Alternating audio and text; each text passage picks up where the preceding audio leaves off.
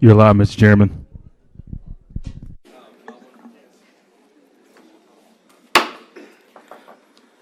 Welcome, everybody. I would like to call this Greenville County Council regular meeting to order, and we will begin with the invocation, and I will ask Councilor McGahee if he wouldn't mind filling for Councilor Shaw as well again. I'll fill in for Steve, absolutely. Bow your heads, please.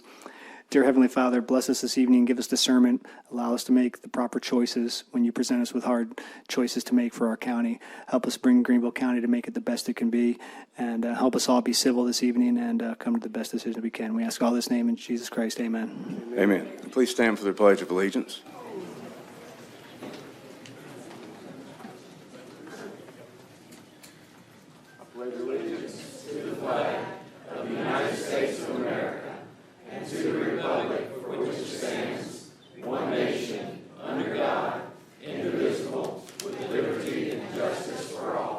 You may be seated. I want to welcome everybody to, mics are really working tonight. I want to welcome everybody to County Council. We have a packed house, and not only here, but out in the lobby. And Mr. Administrator shared with me that we have the overflow cameras on and microphones and speakers and everything out there, so hopefully everybody can hear me okay. And we appreciate you coming tonight. We will move on to the next agenda item, which is the approval of minutes. Motion to approve minutes. All in favor, please say aye. Aye. Thank you. We'll move on to next to proclamations and special recognitions. This week we have National Public Works Week. Councilor McGahee. Yes, if I get the Public Works officials to come to the front, please.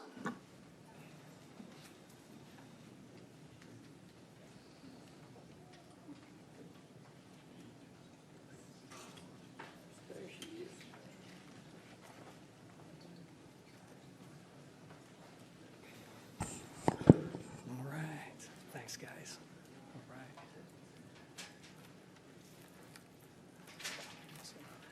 All right, well, thank you for coming tonight, everybody, and thanks to our staff for the Greenville County. You guys are on the front line out there every day doing the business of the county, so thank you. It's a privilege to be here in front of you today to honor you with this, so I'll go ahead and read this as we go now. Proclamation. On a motion from Councilor Kurt McGahee, members of Greenville County Council hereby and recognize National Public Works Week, May 18th through May 24th, 2025. People, purpose, and presence. Whereas, public work professionals focus on infrastructure, facilities, and services that are of vital importance to sustainable and resilient communities and to the safety, high quality of life, and well-being of the citizens of Greenville County. And whereas, the support of our citizens is essential to the efficient operation of public works systems and programs such as the maintenance of roads and bridges, upkeep of public buildings, codes enforcement, sheltering of animals, management of stormwater and land disturbing activities, and solid waste collection. And whereas the safety, well-being, and comfort of the citizens of Greenville County greatly depends on these facilities and services. And whereas the quality and success of these facilities and services, as well as their planning, design, and construction, is dependent upon the efforts of public works professionals. And whereas the efficiency of the qualified and dedicated personnel who staff public works departments is materially influenced by their attitude and understanding of the importance of the work they perform. Now, therefore, Greenville County Council pays tribute to its public work professionals, engineers, managers, and frontline field employees, recognizes the substantial contributions they make to protect the safety, well-being, comfort, and quality of life for its citizens, and hereby recognizes the week of May 18th through the 24th, 2025 as National Public Works Week in Greenville County. Signed this 20th day of May, 2025, Benton Blunt, County Chairman. Thank you.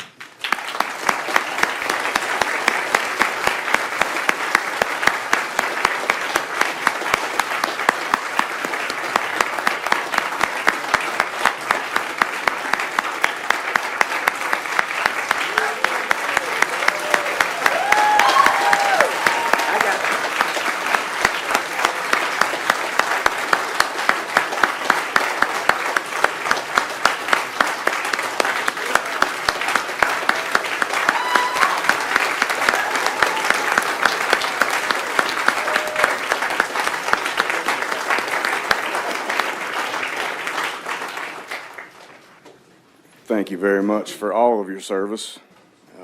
Moving to the next agenda item, we have appearances on current agenda items, and I just want to take the liberty as chairman to address something here before we get going. Number one, we have a lot of speakers tonight.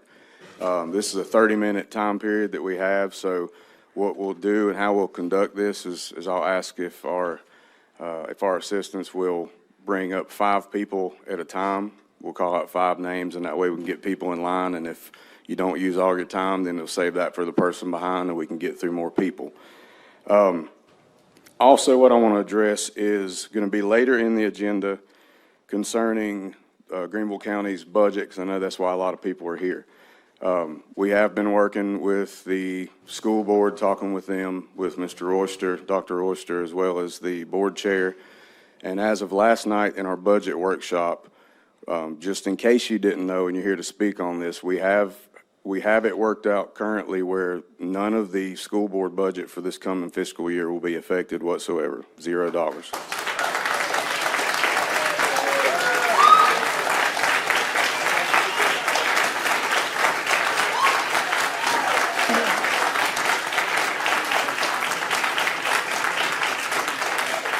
So, and I have to state this has been an ongoing thing, and we've been actively trying to work on this once we figured out these numbers and what it was going to do to the school budget, and the fact that the school board had worked really hard to get a budget with no tax increase, and frankly, that's an amazing thing. So we wanted to try to keep it that way. Before we get into this as well, I did want to open this up for our colleagues because we have had a pretty long week of discussions with different teachers and people involving the school board, and Councilor McGahee would like to have the floor, so I'm going to allow him time, and then anybody else who would like to speak as well, and then we'll get into the comments. Thank you, Councilor Mr. McGahee. Chairman. Thank you. It's been a pretty hot week, as you all know, and there's been a lot of lies out there. So since I have the pulpit, I want to address the citizens I've represented. I'd like to put some truths out there because there's been a lot of lies, and the lies have been rampant, and they've been bad. I want to address the most pressing issue before this council in our county. That is public school funding. The school district has told you teachers will not get raises, special education will be cut, charter schools will get 80% of school funding next year, council is prioritizing roads over kids, and they have told you to protest us tonight. Here are the truth and facts to all those statements. Based on their own fiscal reporting, and by the way, every number in my speech tonight is from their website, has sufficient funding to give teachers larger raises than they are giving. I don't know why we're having discussions like this. It's not on the agenda. This is current appearances for people in the audience, not up Point of here. order, Mr. Chairman, I'm a counselor. I I'm allowed to have this have a time. point of order on the, I have a point of order on the floor. Order. What rule are you allowed to just give an address on a topic? This is current agenda items. This isn't for you, this is for them. I'm allowed to speak. I'm a counselor, Dan. No, you're not. You can't Where? just. Show me where. Both counselors, can I take the floor back? I asked the administrator, I asked several people if this would be something that would be allowable. They said it would be the decision of the chair, and that's my decision. Under what rule do you have the power? Okay, I'll to do make a that? motion. I never did that. Mr. Chairman, I make a never motion. did that. Motion to suspend the rules. No. Mr. Administrator or attorney, whoever I should ask. I'd like to ask the legal person. He knows the rules. Sure. Hey, Dan, maybe you'd be concerned if you had people sitting out front of your house like I do. Let's bring this to Didn't order. call anybody a fat cow either. Let's bring this to order, please. All right, I'm glad you came tonight, this Dan. before we move forward. Glad you came. This is the kind of stuff that I've said on both ends of this that I refuse to be a part of. Let's just bring it back to order, ask the question, let the attorney tell us, and move forward. Mr. Chairman, I don't think the rules directly address this situation.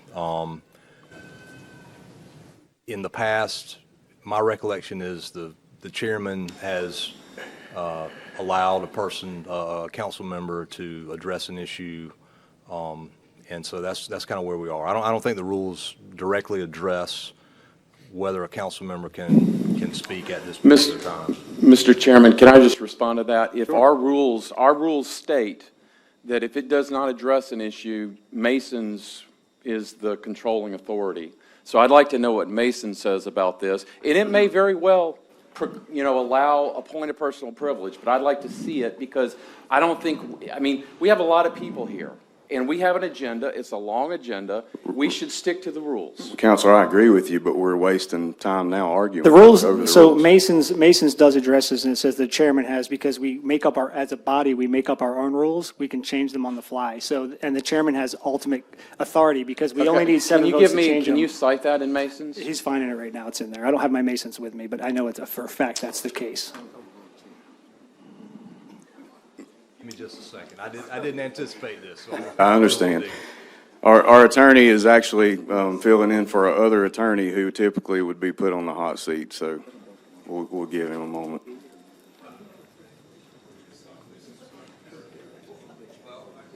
Off my head, right here, it's in section 222, it's concerning questions of personal privilege, questions affecting the rights, reputation, and conduct of members of the body in their representative capacity, or questions of personal privilege. It says here, the questions of privilege must relate to persons as members of the body or relate to charges against their character.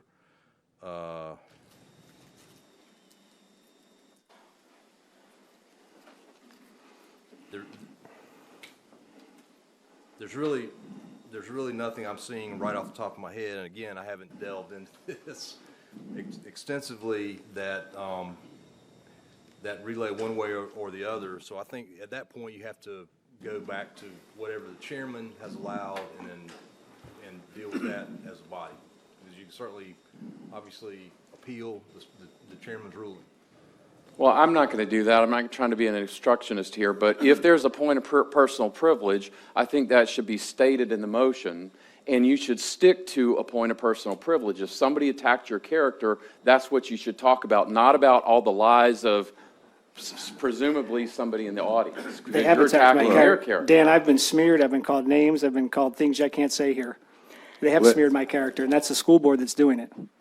Let me bring this back to order by saying I did address that this was open for all council to make a statement, yourself included. It's not just for Councilor McGahee to address, and then we're going to move on. This is for everyone. So this is not just about one member's personal privilege. This is a request and motions period like we do at the end? Well, no, it's actually me trying to be fair to all members of Okay. council. Well, I think we've got more important things to do than listen to bloviating politicians.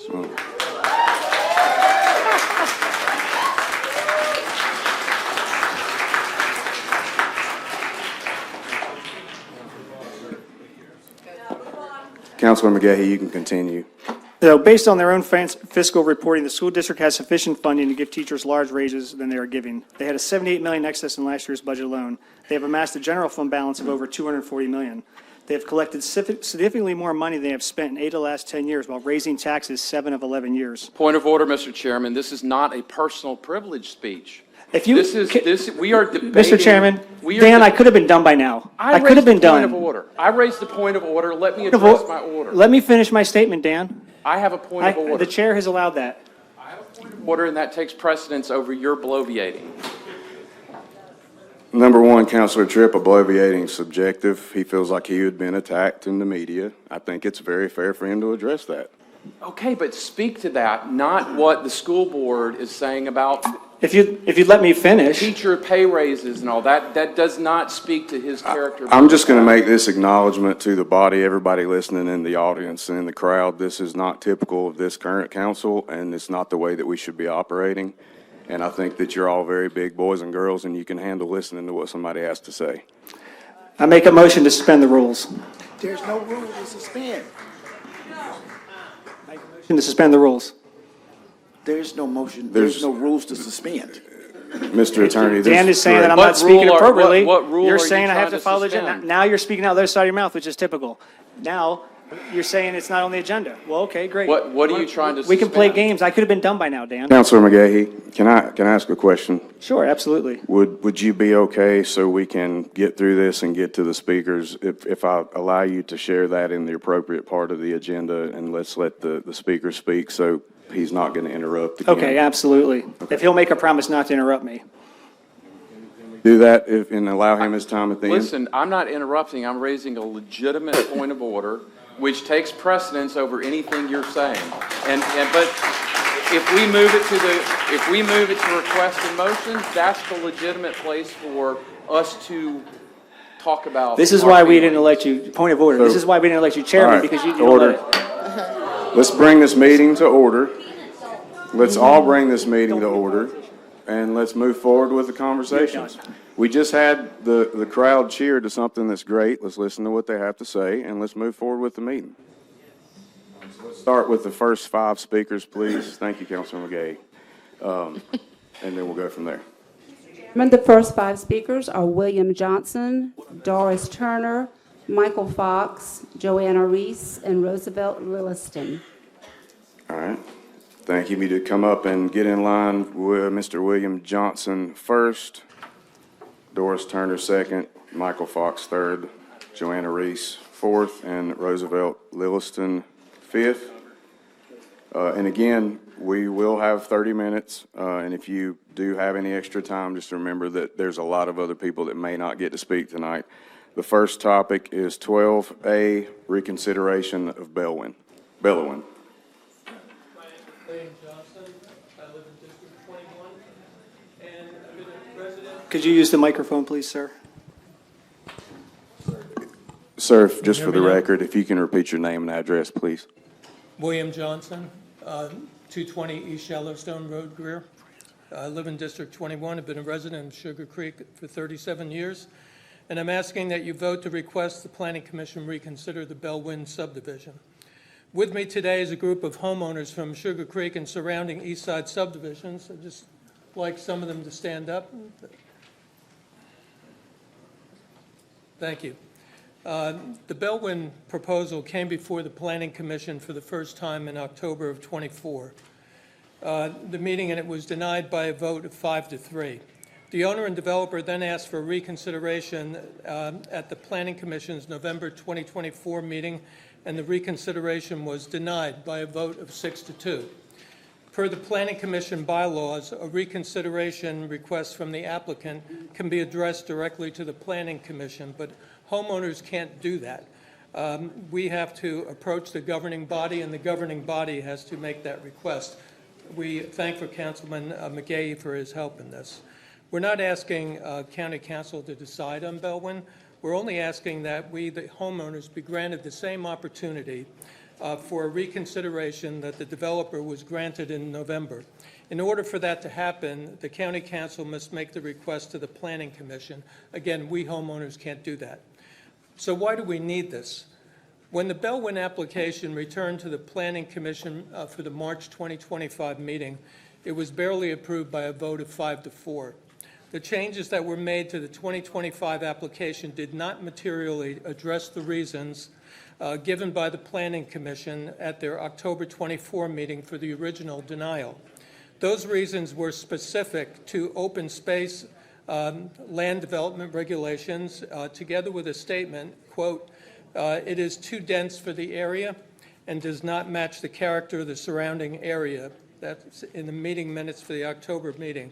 The 2025 Bellwin plan's density was reduced by only 3 units, from 72 to 69, and without any meaningful changes to comply with open space land development regulations.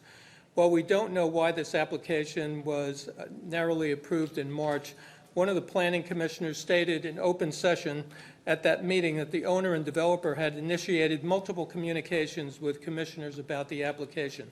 The developer responded that they were only trying to provide information to the commissioners. The developer also said that the information was provided to the public through a community meeting. What he failed to mention was that the community meeting, which I attended, took place in August of 2024. Surely, if the commissioners needed updated information, the public is owed the same. Thank you. Thank you, Mr. Johnson. Ms. Turner? My name is Lee. I go by Lee Turner, by the way. I live at 21 Twin Springs Drive. And I'm here to talk really about the budget as a whole, but to give you some background on myself, I've been pounding on numbers since 1978 when I graduated from UGA with an accounting degree, and I went to work as an independent auditor for Pricewaterhouse. So in 45 years, I've gotten really good at analyzing numbers and finding that one thing that gives us the biggest bang for the buck with the least number of unintended negative consequences. So the real elephant, and I could have predicted how things were going to go. I worked hard last year to try to get the penny sales tax passed. I crunched all the numbers, everything looked good, everything I did looked better. There were no negative downside, but I knew when it didn't pass that y'all were going to start looking in the buckets. Oh, there's 2 million here, there's 3 million here, there's 14 million here, thinking you could cobble together enough to fix a $1 billion road problem. When you have a big problem that must be fixed, you can't just say no unless you have another viable alternative. Not passing that sales tax was looking $130 million a year gift horse in the mouth. Even as we speak, in a couple of months, we could be getting a $65 million sales tax check. And we'd get another one every 6 months for the next 4 years. If we renewed it one more time, guess what? That would add up to about $1 billion. The way y'all are going about it, you might as well be spitting in a bucket and expect to fill it up. The best thing y'all can do is as quickly as you can, get that penny sales tax back on the ballot and pass it.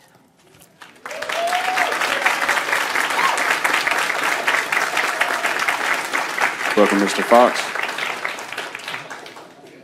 Good evening. My name's Michael Fox. I live at 211 East Shallowstone in Greer. I'd like to speak on to the 12A item, which is the reconsideration of the Planning Commission March 2025 approval for the Bellwin subdivision. At the November 2024 Planning Commission meeting, the applicant was granted a reconsideration of their first submission for the development of Bellwin. We, the residents of Sugar Creek, are now asking the same opportunity to ask the Planning Commission for reconsideration of the March 2025 vote on the second application plan. The process for the applicant was considered for reconsideration is straightforward. For those of us who oppose the application, our only path is to appeal to the County Council. Again, our only avenue to request is consideration is yourselves. We do not do this lightly. We maintain that no changes on the material value were made in the March 2025 Bellwin application versus the prior denied October 2024 application. Denial was based on failure to comply with certain open space land development regulations. The reason stated in the Bellwin application was not in compliance with land use regulation 11.1 intent, 11.3.2 open space delineation, and 11.4 access to open space, as well being described as too dense for the area and does not match the character of the surrounding area. The density, by using the cluster open space alternative, the developer proposes to build on 7.6 acres of a 19.3 acre plat.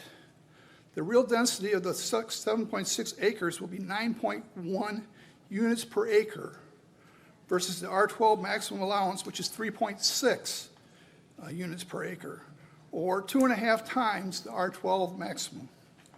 Too dense for the area, and it does not match the character of the surrounding area. The applicant stated in his presentations at the Planning Commission in March that they had met with hundreds of people and that they made a presentation to the neighborhood. This is a mischaracterization of the meeting with the community members. The presentation was made on August 13th, 2024. About 100 people may have attended. There's no official count. But what was provided was a concept drawing in a plat that didn't even show the detention ponds. There has been no subsequent follow-up meetings to discuss plans with the homeowners more closely affected by the development. There have been no contacts made by the applicant before the second submission to address any of the points that have been discussed and result of the denial of the first submission in 2024. Thank you. Thank you. Ms. Reese? Good evening. I'm Joanna Reese. I'm a homeowner in District 26. Just a little background from me. I was a public school teacher in North Carolina. I've been a small business owner for 15 years here in the upstate, working with nonprofits, small businesses, artists. I'm a mother of 3. I am also on the Greenville County Redevelopment Authority Board and very active in the local chambers. I have my hands in a lot of different places, and I think the biggest thing that I see right now is that no problem is simple. There's not just an easy answer to put money somewhere or to take it away. All the issues facing our community right now are complex, But as the federal government has taken a chainsaw to every program across the board, dismantling the Department of Education, and every program that serves our citizens, housing funds, the whole purpose was to pass power back to the states and local government. And so while the federal government is slashing all these programs, our citizens are being impacted, and it's time for the state and local governments to step up and make sure our people are covered. 47% of renters in Greenville County right now spend more than 30% of their income. There is not affordable housing. A 2020 audit showed that there is a need for 20,000 new affordable rentals by 2030 just to keep pace with the business growth. We are going to hit the wall where there is not employees for people to bring their business here. I want to see the upstate thrive across the business community, but part of that is making sure we have workforce housing available, making sure our kids are educated and safe. When we create those systems, when we make sure the people are taken care of, it benefits everyone. The trickle down does not work. Our job is to take care of the most vulnerable, the kids who are hungry and they need a meal that their parents aren't providing. I want my taxes going to them. As a homeowner, I bought my home in 2022, and so I'm not sitting on some big asset. When the taxes go up, my mortgage goes up. I am a mother of 3, and it impacts me immensely. And I will say, absolutely, I would rather pay more in my taxes than to see the unhoused multiplying in our streets. It hurts tourism. It hurts business. It hurts development. It hurts everything across the industry to not take care of our kids and the unhoused in our community and the workforce that grows all of the businesses. Greenville is in a dire situation. Our eviction rate is at 25%, while the national is at 8%. We are not okay, and it is getting worse. We need affordable housing in our community.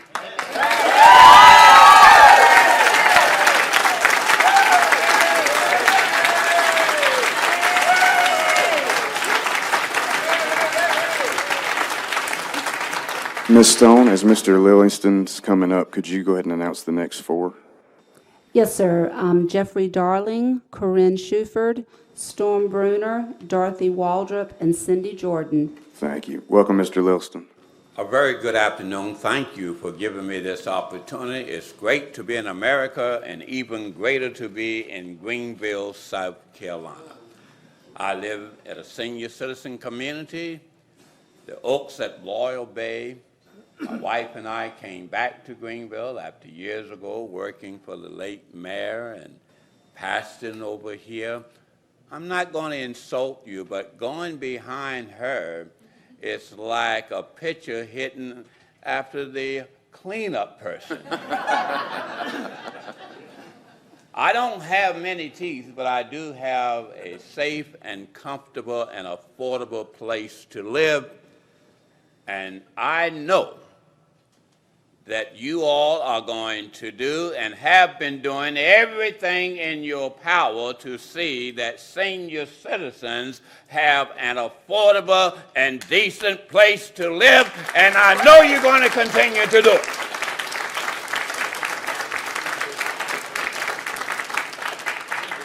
Now, whether you are male or female, you are a representative, and by the grace of the Most High, females have brought all of us into this society.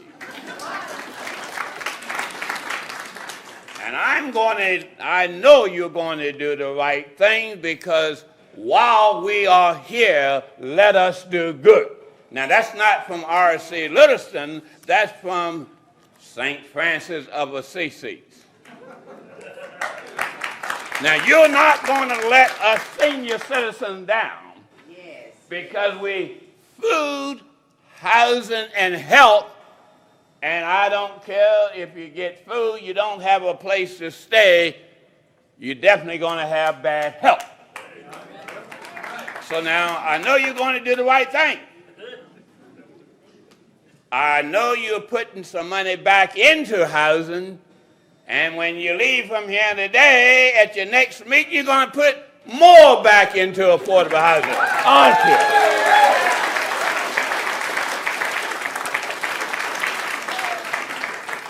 Now, my time is running out. Your time is just beginning to take the final step to make sure, as a veteran and like myself and senior citizens, have an affordable place to live so we won't have to be back on the streets with eyeglasses on and cups in our hand, begging for money and needing a place to stay.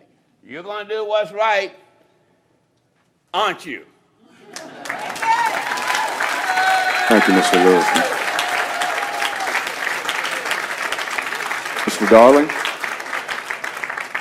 Thank you and good evening. My name is Jeffrey Darling. I live in Simpsonville in District 26 again.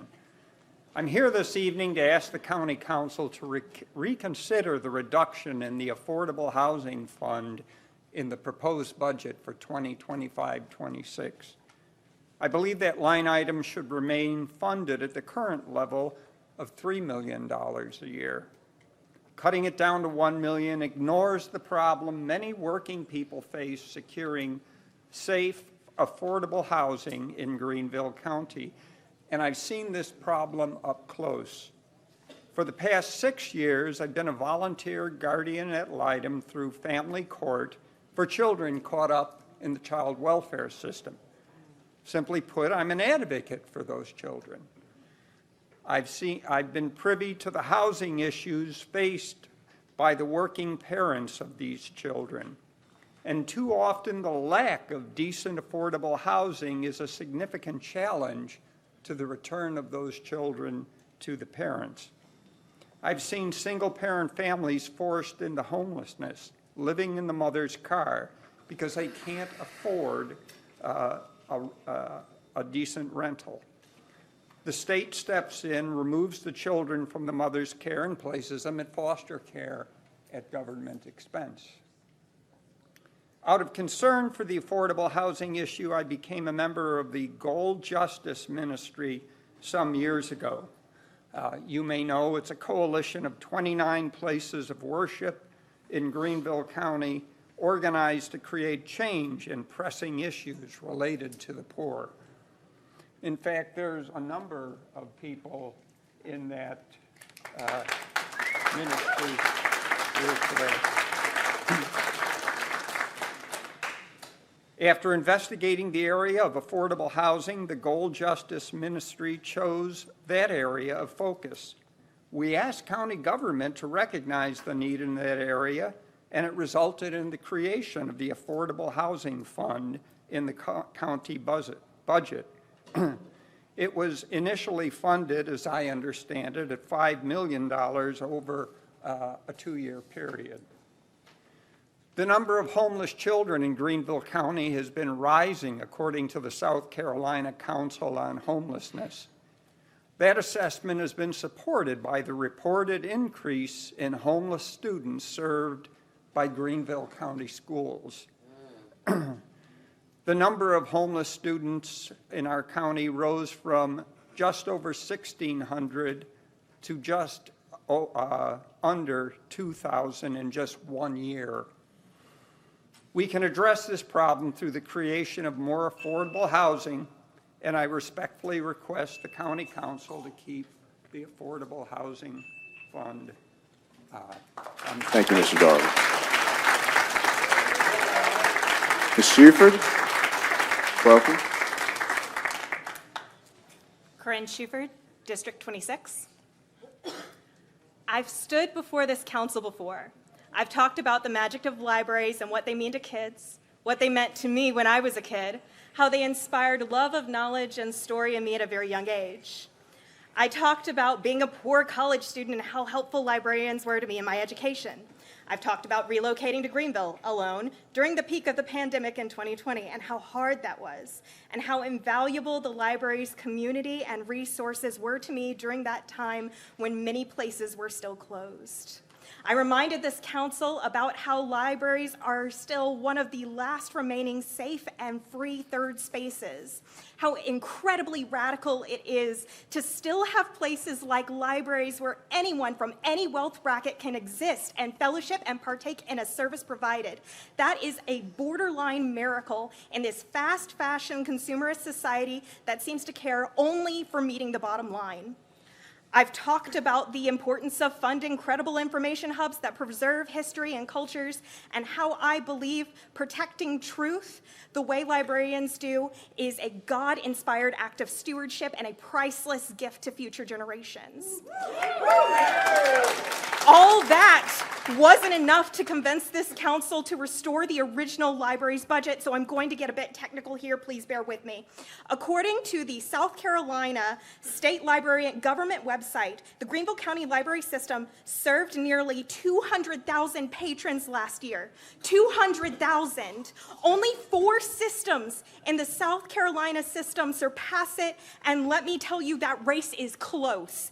In 2024, Spartanburg had only 569 more library card holders than Greenville, less than 600 more, and yet Greenville's patrons borrowed 1.8 million more items than Spartanburg. Over 4 million items total. We borrowed almost double the items Spartanburg's patrons did, and we have 569 less patrons. Want to guess who has the higher staffing budget? It's Spartanburg by over 30%. More math just for fun and further edification of the audience. System-wide, the Greenville County Library System was open over 7,000 hours longer than Spartanburg, had over 5 million more Wi-Fi sessions than Spartanburg, loaned out almost 1 million more children and young adults items than Spartanburg, over 950,000 more items for kids and teens. Reducing the library budget hurts everyone. Kids, students, single moms, and librarians, and countless more demographics that I don't have time to list. I am actually begging here, and I'm not too proud for it. On behalf of this community, the over 190,000 librarian card holders of the Greenville County Library System, I ask you to reinstate the original budget. I think we need it. Thank you, Ms. Shuford.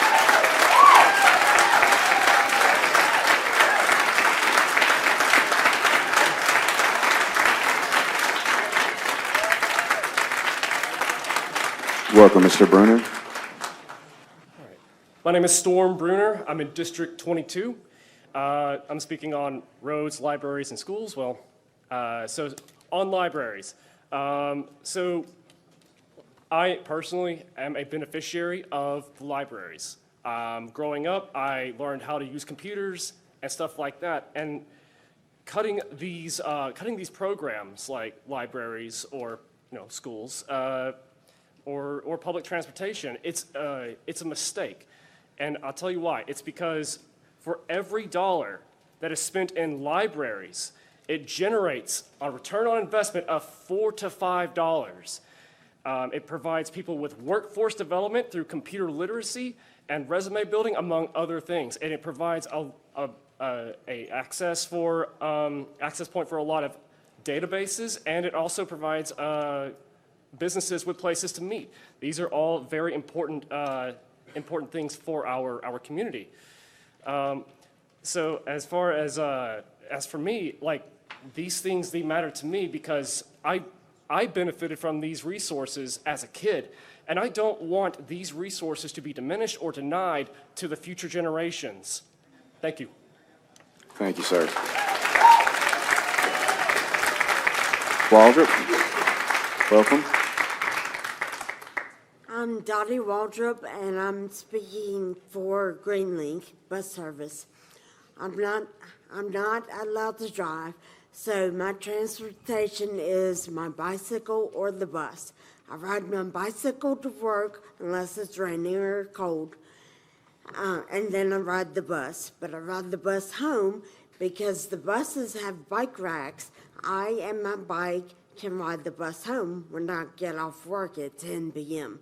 You don't ride your bike after dark. It's too dangerous. My mother and my brother live 30 minutes away, so they're not an option for regular transportation. The bus service is also great for wheelchair-bound people who have no other option for transportation. A reliable bus service keeps the community productive by transporting people to and from work and entertainment. And I mean a reliable. If you can rely on the bus to be on time so that you can get to work on time, and so on and so forth. Thank you. As Ms. Jordan's coming up, how much time do we have left? Mr. Chairman, we have 8 minutes left. Would you like to go ahead and call the next several to line up behind the sheet? Yes, sir. Bennett Mears, Susan Smith, William Bradshaw, Jim Burns, and Matthew Miller. Welcome, Ms. Jordan. Thank you. I'm Cindy Jordan. I live in Malden.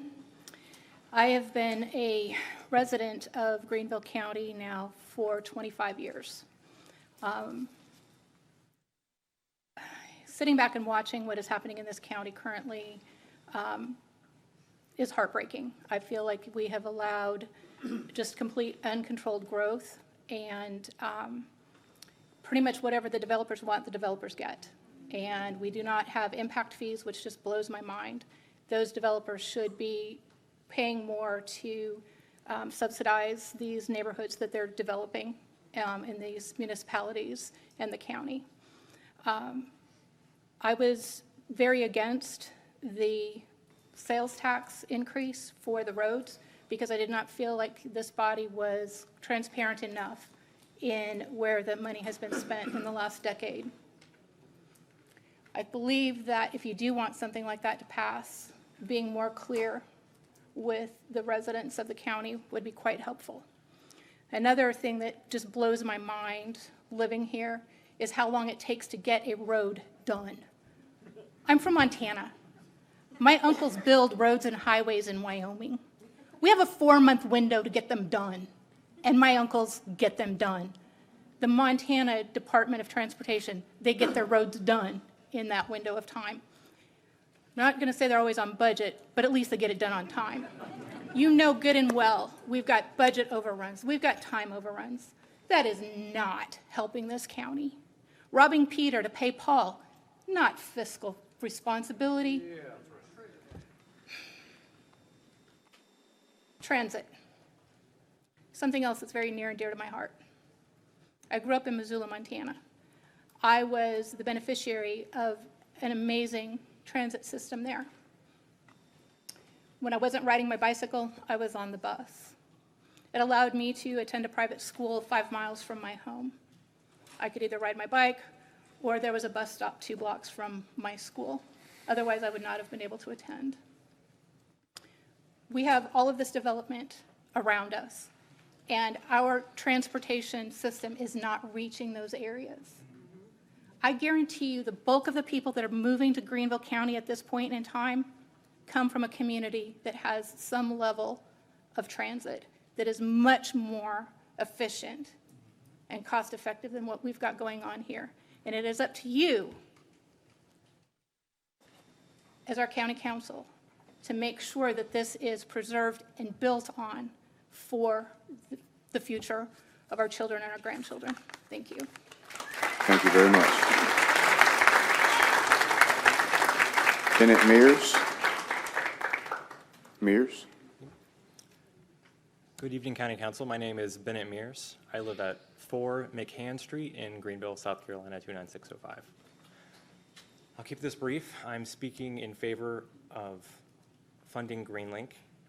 As has been spoken earlier, a healthy transit system is the best antidote against the Ponzi scheme that is car dependence.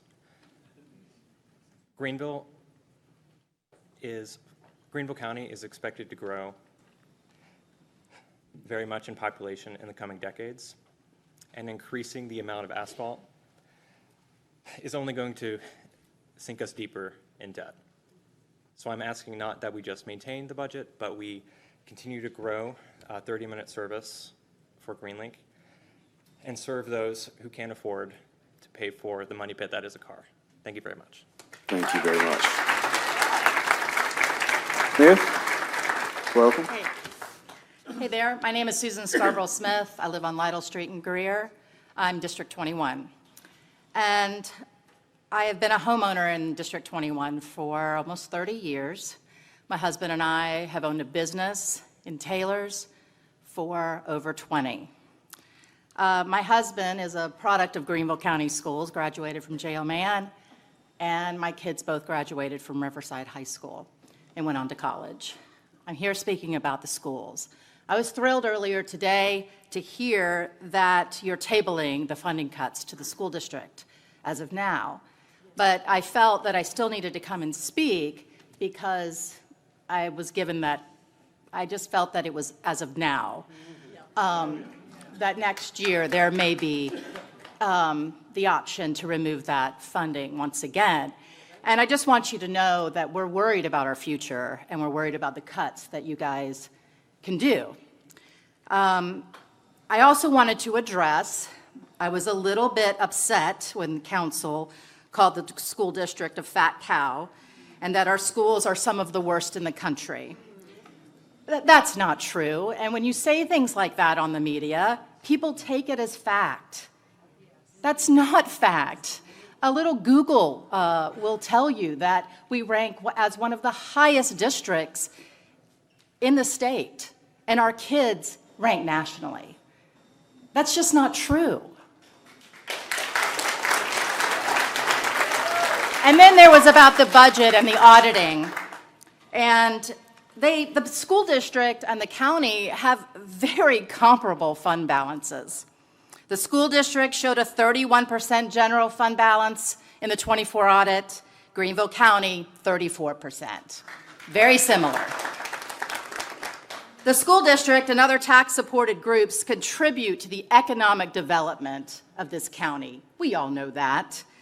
I bought my home in the Riverside School District for one reason: the schools. The Fine Arts Center, the career centers, they're all top-notch. My business brings in interns from the Bonds Career Center. I'm having one start in a couple of months, and when she graduates at the end of next school year, we might hire her. Our schools attract businesses to this area, but then our graduates actually become our workforce. I mean, that is an asset to this county. So before you start cutting from our schools, I ask the council to look within your own budget and look for ways to save money before taking money from our schools. Thank you. Thank you very much. Mr. Bradshaw? So we have 1 minute left, so this will be the last speaker for now. Welcome, sir. Not much No I can say pressure. in a minute. William Bradshaw, live in District 21 on Devonshire Road, 1728. My son and I are trying to develop the Bellwin subdivision on Batesville Road. It's approximately 20-acre parcel of land. We went to Planning Commission. We did have a community meeting that we initiated in August and did have approximately 100 people there and answered a lot of questions and got good feedback. We went to Planning Commission first time in October, got a 4-4 vote, had one commissioner missing at that meeting, and we came back in March, with the full board, or full commission there, we got a 5-4 vote. The parcel of land originally, my son and I got a developer to look at it, and he laid out 48 lots, cutting down every tree on the lot. And for those of you who looked at the proposals that we sent, there's a lot of trees, hardwood trees, good trees on that lot, and we didn't want to do that. So we went to Hartness, and we're saving almost all the trees and 40% green space for 69 lots. Thank you. Thank you, Mr. Bradshaw.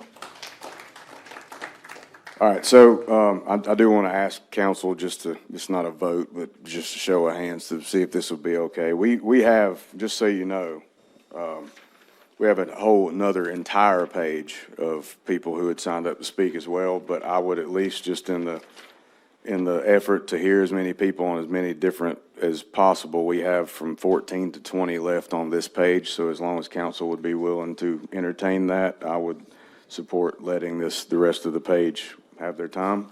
And Support that. is that acceptable to everybody? I Most agree, people? Mr. Chairman.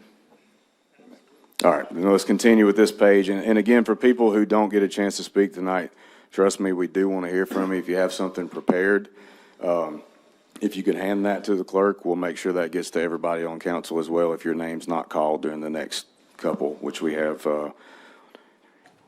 about 8 left. So next up, we have Mr. Jim Burns. Oh, did I miss one? I'm very sorry. Oh, go ahead, come up. What was your name, sir? I'm sorry. Matthew Miller. You're next. Yeah, sorry about that. I thought you were pointing at Batman at first. I wasn't sure. Mr. Burns. Councilors, good evening. My name is Jim Burns. I live at 105 Adams Creek Place in Simpsonville, and I'm here talking about Bellwin.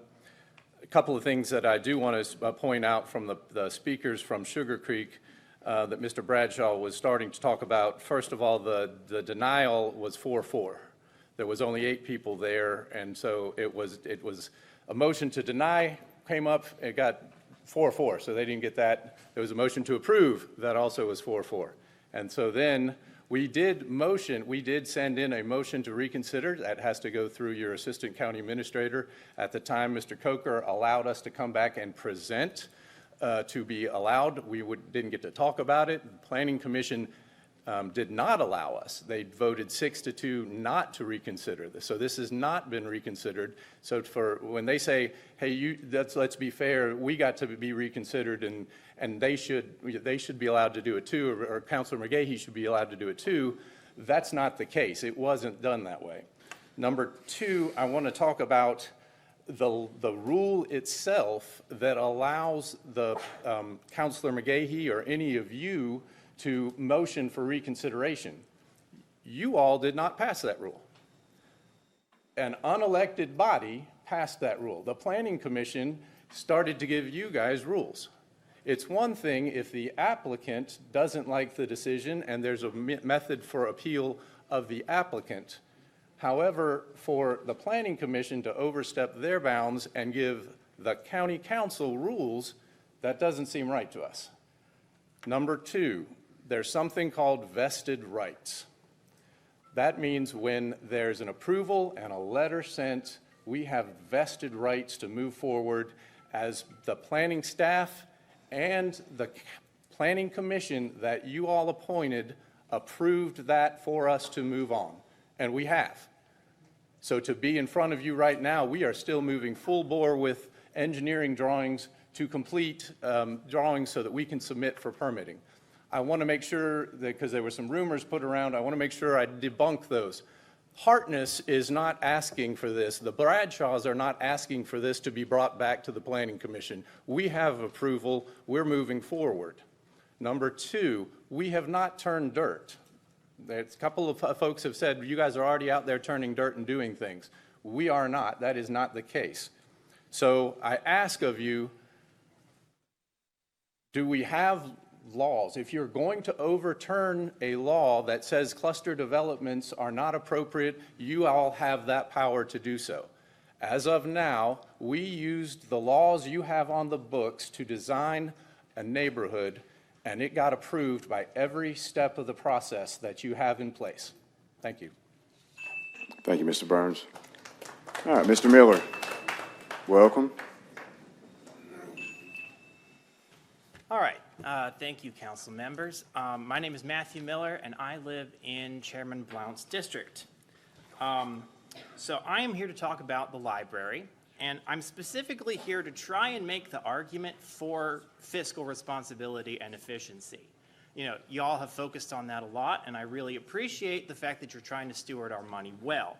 I want to steward all of our money well, and I want to see waste and inefficiency eliminated at the library, and I think the best way to do that is to be able to retain highly skilled, experienced staff members. When you have people coming in taking a job, getting trained in that job, and then having to leave 6 months or a year down the road. You've invested a lot of resources that walk right out the door, and they take with them any of the innovations or any of the ideas that they've had about how to make things better with them. Innovations and improvements are found by people who are in a job long enough to see where there are problems and come up with solutions. Turnover rates at the library have been increasing, partially because of instability and partially because of the wage situation. I have some quick figures that I was able to pull. For full-time employees, 86 out of 104 full-time staff members that we had salary data for make less than $20 an hour. That comes out to, let's see here, $39,000 a year gross. Take-home pay for that is $26,847. That's not much for a full-time salary. On top of that, you have 72 out of 89 part-time workers working more than 18 hours a week, so that's more than half of a full-time week at the library. 57 of those 72 make $16 an hour for a net of $11,353 per year. That is not very much, especially when we're competing with other library systems in the state and in other states. So I'm simply making the argument that in the long term, we're going to save money if we can compete for highly skilled library employees and we can have them in positions long enough that they learn how to do their job really well and they retain those skills for our system. Having highly skilled people gives us, and I lost my train of thought. It gives us better service, higher quality service, when we have people who know what they're doing and who can figure out better ways of doing their jobs. So I'm just asking you, please reconsider the budget, find a way to send it back or talk about it or figure out how to get it funded so that we can have highly skilled librarians and a highly effective library system. Thank you.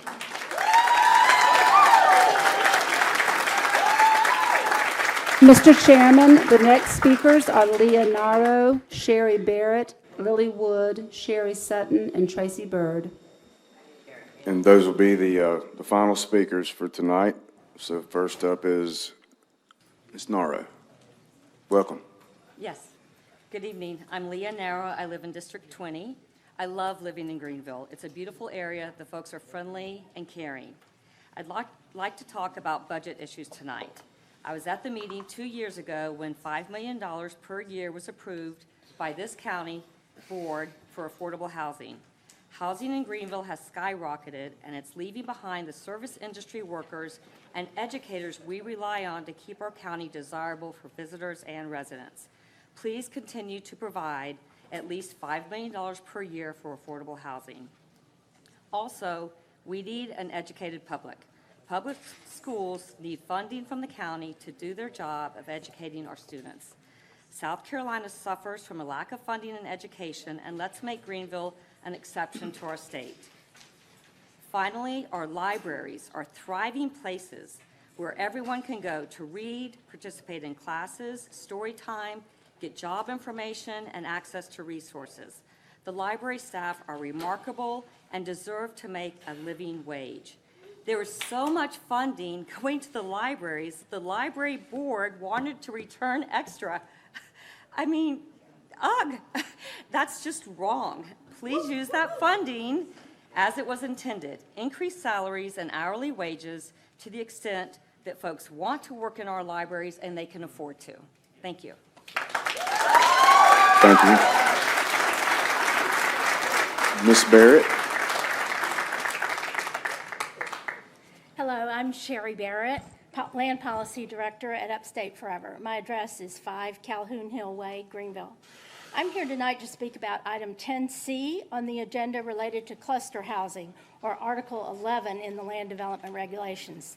The primary purpose of cluster housing is to minimize negative development impacts, protect sensitive natural resources, and retain meaningful open space for residents. This is accomplished by giving developers flexibility to build where it makes sense, avoiding disturbance to more sensitive natural areas, and requiring meaningful open space in subdivisions. This is a critical tool for protecting natural resources where building is technically allowed but shouldn't be encouraged, such as floodplains, steep slopes, etc. Also, building in a concentrated area on a property reduces the amount of infrastructure, roads, sidewalks, etc., necessary to service new development. That, in turn, reduces impervious surfaces and stormwater runoff. That's a benefit to the natural environment and our wallets, as related maintenance costs are always passed on to taxpayers in one form or another. It's important to remember that cluster developments do not increase the density allowed on a site. Density is controlled by zoning regulations and not the LDR article on your agenda tonight. The cluster option simply provides a mechanism for accommodating the same number of homes allowed in a conventional development on a smaller area of a property, reducing impacts overall. We agree that the cluster ordinance could and should be improved. However, if the current ordinance is eliminated entirely, the only remaining option will be conventional style development, which encourages developers to use every inch of a property, resulting in more impacts, miles of road and sewer pipes, stormwater runoff, and maintenance costs down the line.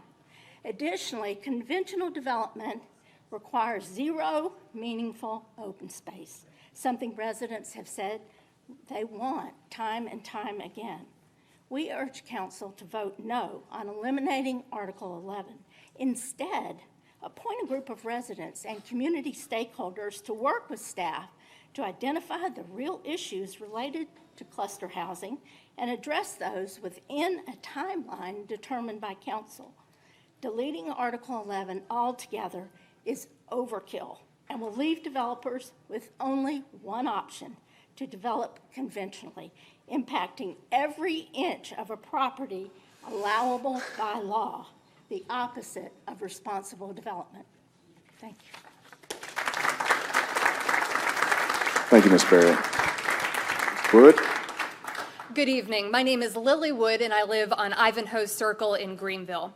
I serve on the leadership team of Goal Justice, an interfaith coalition of 30 congregations across Greenville County working together on critical community problems. First, I want to thank Councilor Fant, Councilor Mitchell, and Councilor Farmer for supporting our recent assembly, what we call our Nehemiah Action, where more than 1,100 residents gathered to express concerns about pedestrian safety and evictions. As part of Goal's housing research team, I've spent the past 2 years advocating for the county to commit at least $10 million annually to affordable housing. Last budget cycle, we celebrated the council's decision to allocate $5 million over 2 years. That investment, while historic, was still well below the level identified as necessary in the county's own 2018 housing study. And now, in the proposed budgets for fiscal year 26 and 27, that already insufficient funding has been cut by more than half to just $1 million per year. This budget identifies public safety as its top priority. And the intense public response to the proposed FELO changes, especially their potential impact on the schools, makes clear that you as a council and we as a county care deeply about the well-being of our children and the safety of our communities. But both of those priorities rest on a more basic one: stable housing. Children cannot learn when they are changing schools multiple times a year because of evictions. A community cannot be safe when families are forced to live in motels or sleep in their cars. Public safety begins with the security of knowing you have a place to go at night. When my husband and I sit down to review our household budget, the first thing we do is separate our expenses into 2 columns: necessities and nice-to-haves. Our mortgage payment goes into the necessities column because we understand that having a stable home is a prerequisite to enjoying almost everything in the nice-to-have column. In the same way, funding for affordable housing should not be treated as a luxury we consider only after other needs are met. It is essential. I recognize that crafting a balanced budget involves hard choices. As Mr. Cornell put it in a meeting earlier this month, something has to give. But I ask that we not look first to funding for the most vulnerable among us when something has to give. Every budget tells a story about who and what we value. I encourage you to ensure that this budget tells the story of a county that protects its most vulnerable and that remains committed to the vision of a Greenville where everyone has a place to call home. Thank you.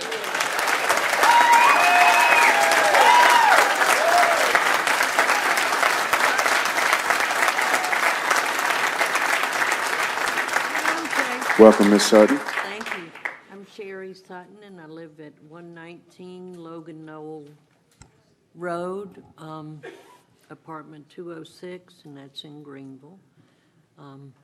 So I'm not sure what district I'm in. I know I'm in 29607, so, but I go to all of it because I want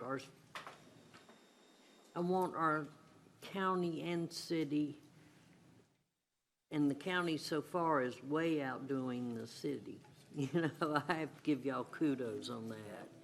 And that's just my take on it.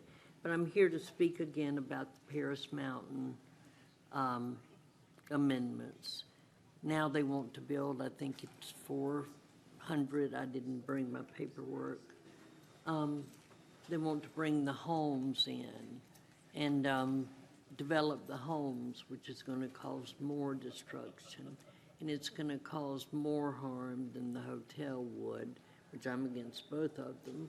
It's a sensitive, environmental, beautiful place. I grew up here in Greenville, and I don't want to see that happen, what's happening in Greenville, where I was born and raised.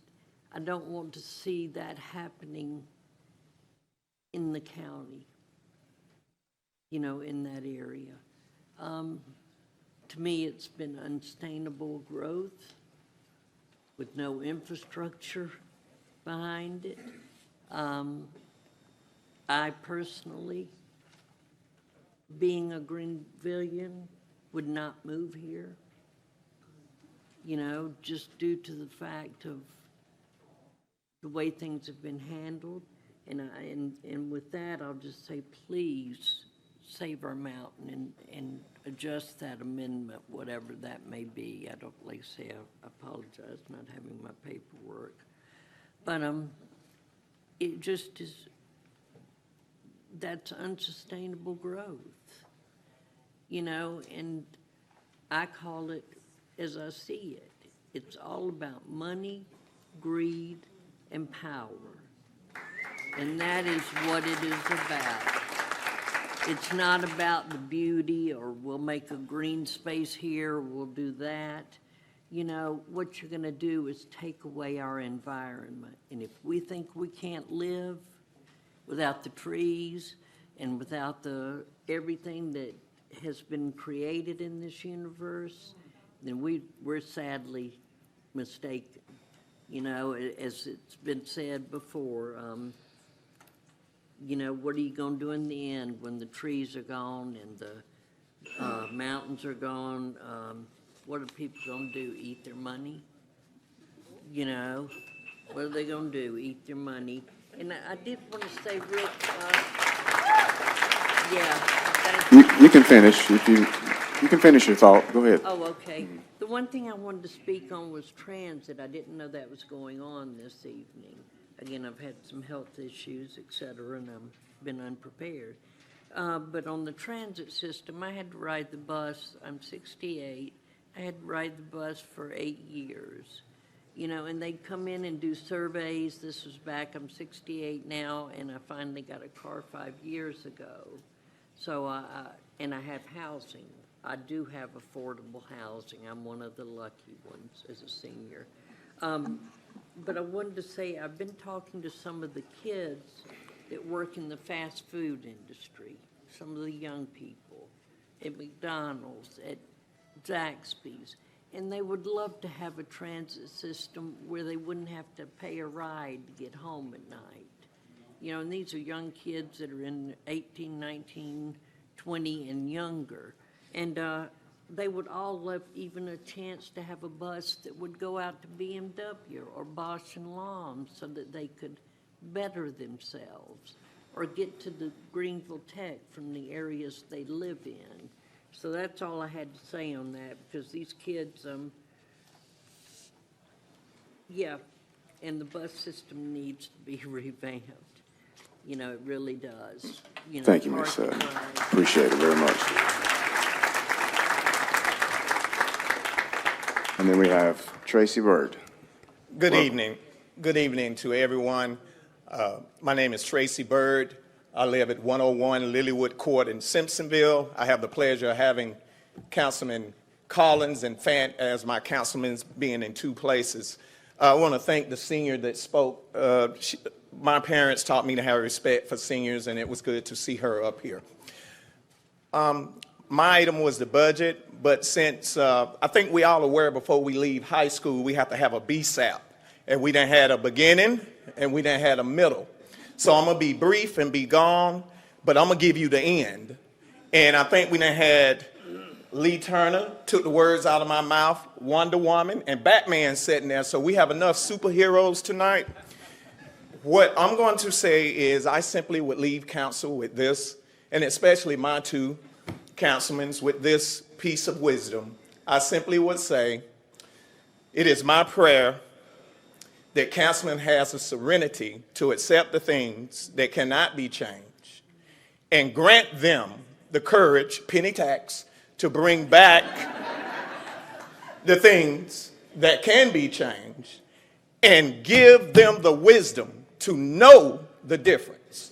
I simply will leave you with that. Again, I will be back. As he said, I know I got to the end, but I didn't get to really say what I want. But I just want to advise you to take that heed going forward and have a good night. Thank you, sir. And again, thank you to all our speakers and for the people that didn't get to speak. Trust me, your voices are still being heard, and we'd love to hear from you as well. Moving to the next agenda item, we have public hearings. We have Brookfield Special Tax District millage request. Councilor Collins. Yes, sir. Thank you, Mr. Chair. Brookfield Special Tax District millage request. This public hearing is being held for the purpose of receiving comments from the public regarding an ordinance to approve the Brookfield Special Tax District Commissioner's request for an increase to its current ad valorem property tax millage levy. Thank you, Councilor. Do we have any speakers tonight? Mr. Chairman, we have no one signed up for this public hearing. All right, so we will consider this public hearing closed. We will move to item 8, consent agenda. Move approval of the consent agenda. Thank you. All in favor of the motion, please say aye. Aye. Opposed? The ayes have it. Next on the agenda is ordinances at third reading. Greenville County Library Budget millage request. Councilor Collins. Thank you, Mr. Chair. Greenville County Budget, or Library Budget millage request. Mr. Chair, I move for an adoption at third reading an ordinance to approve the appropriation of funds for the Greenville County Library System for the fiscal year beginning July 1, 2025 and ending June 30, 2026, and to authorize the annual ad valorem property tax millage for library purposes. Thank you. Any questions on the motion? Councilor Seaman. Thank you, Mr. Chairman. I'd like to make a motion to suspend the rules so that we can make amendments at third reading. Does everybody understand the motion? Roll call, please. Requested?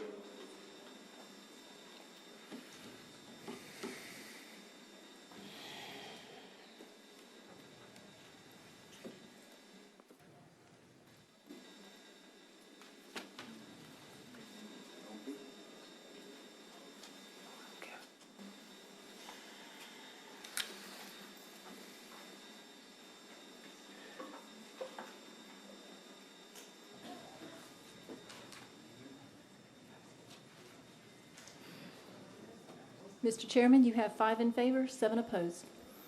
All right, thank you. Any other discussion on the motion currently? Councilor? Should we not have given Ms. Seaman the right to hear what she wanted to suspend the rules for before we just aggressively said no? Maybe, I don't know if it would have helped or not, but it was. She said for amendments, but we could. But I mean, if she sure. could at least say what the amendment would be, maybe that might, you still could vote against it if you don't like the amendment. Absolutely. Thank Councilor Seaman? you. Thank you, Mr. Chairman and Dr. Fant. I apologize, I probably should have added that to my motion, but it would have been to put the budget back to the original budget that was presented. So thank you all for speaking on that tonight.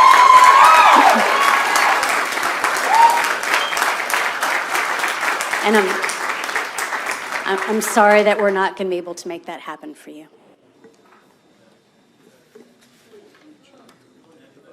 I don't think it's going to make a difference. If it would make a difference, I would welcome one of my colleagues to make another motion to suspend the rules. Mr. Chairman? Dr. Fant?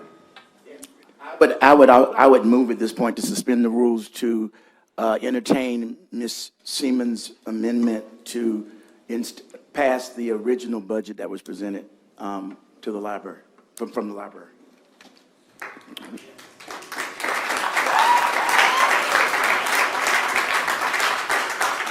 I'm going to go ahead and just request the roll call again because I know that will be called.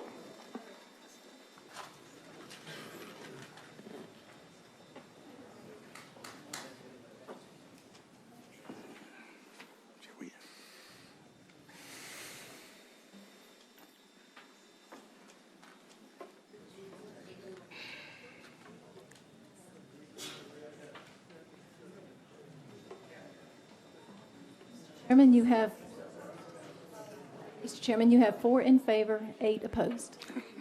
Thank you. Motion fails. All in favor of the motion as, Chairman, point of Councilor order. McGahey. May we have some discussion from the council as to why to let the public know what they're thinking? Before we vote on this? Sure, that's what this time's for, if you'd like to be addressed. I would, absolutely. Absolutely. Mr. Chairman, may I? Absolutely. Thank you. I'd just like to speak to the public on this, is that I met with a bunch of the library staff last night, and they expressed their concerns. So today I made some phone calls. I spoke to the director, I spoke to the finance director, I spoke to someone on the board. So what they are doing in this budget, and why I'm going to support what they said, was here's the plan, that, and I'm not sure if everybody's aware of it or not, and I want to make sure you have the facts, because there's a lot of non-correct information out there. Everyone at the library is getting a 3% raise this year. Built into the budget to the tune of almost $500,000 is a wage assessment correction, okay? So that's coming.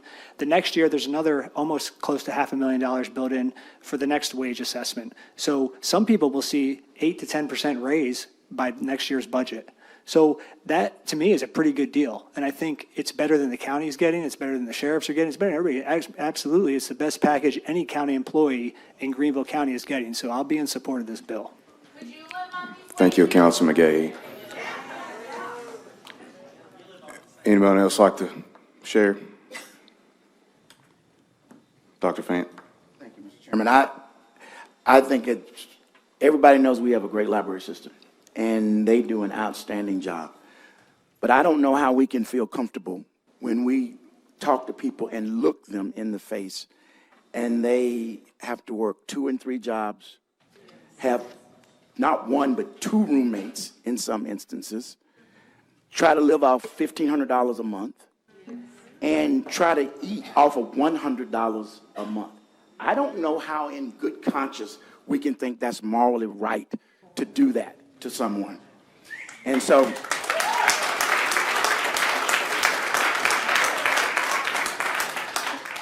I can't tell y'all how to feel, because obviously it doesn't matter how I think you should feel. But $10.83 an hour, I don't care how many people it is, whoever it is shouldn't be making that, and should be making more than that. And people should, if they love what they do and enjoy what they do, they ought to be able to afford what they do and have a decent living. So I am going to continue to not talk in S's and try to mansplain it away or politically explain it away. These people need a living wage, and that's what I'm in support of.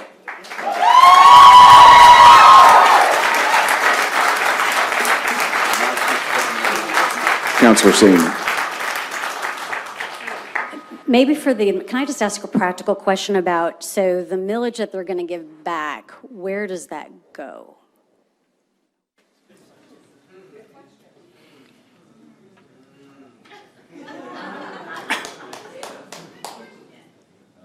Mr. Chairman, members of council, it's my understanding they're going to reduce their millage by $0.5 million. So that will go back to the taxpayers. They just will not pay as much for the library part. And while I have the floor, Mr. Chairman, I think the other thing, I feel like at one point somebody was talking and made the comment about making choices, and the people who choose to work for the library are qualified to do so. In fact, you have to have more qualifications to work at the library than you do to serve on this dais.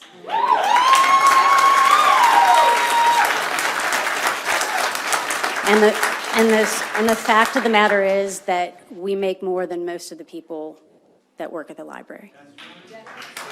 Thank you, Councilor Seaman. Anybody else? Councilor Mitchell? I'd just like to say to everybody that we know that our library staff does a great job. We know that they deserve this raise. Unfortunately, there doesn't seem to be enough of us up here that think the same way that we do so that they can get what they deserve. But the time will come when you will get what you deserve, and hopefully sometime soon it's going to happen. But please do not feel completely defeated if this does not pass when we vote. Hold your head up high. Keep walking, keep working. Do what you need to do so that we can continue to try to support you.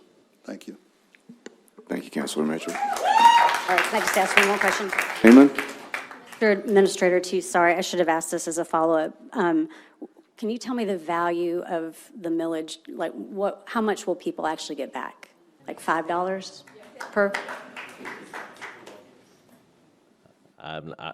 It's basically $1 million amounts to $4 on a $100,000 house. Thank you. So it'd be less. Thank you. Thank you, Councilor Seaman. Anybody else? Mr. Chairman, you will be getting the full wage assessment raise over 2 years. What else can we give you? I don't understand what we're doing. Let's maintain order, please. Let's maintain order, please.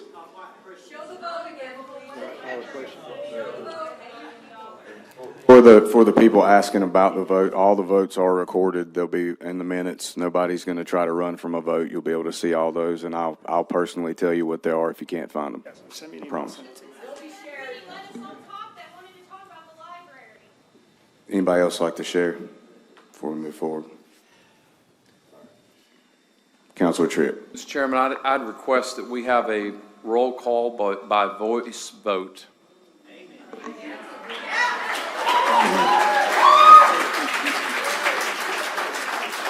I don't speak French, but in Latin it's viva voce.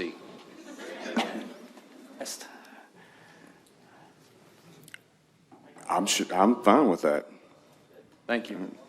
So we'll just start from Joey. Joey gets to kick it off, and we'll go from right to left. Restate the question. Yeah, where are we at? This current question would be. At the budget. This is third the budget. third reading. Yes. Yes. No amendments. This is third reading as presented by As Councilor presented. Collins. Yep. Correct. Yes. In favor. Aye. Aye. I go with our board and say aye. Aye. Aye. No. No.